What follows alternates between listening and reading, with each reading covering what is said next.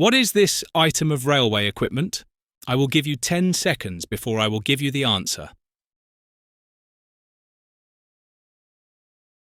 Introducing the ZKL 3000 RC unit, a specialised track circuit operating device, or TCOD, designed for railway safety. So, what does it do?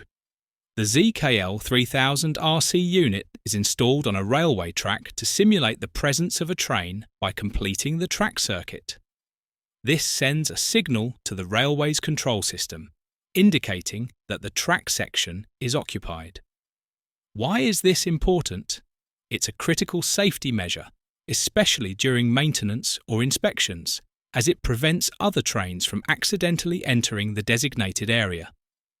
What's unique about the ZKL 3000 RC is its remote control feature, allowing operators to activate or deactivate the device from a distance. This added flexibility not only enhances safety, but also improves efficiency in railway operations.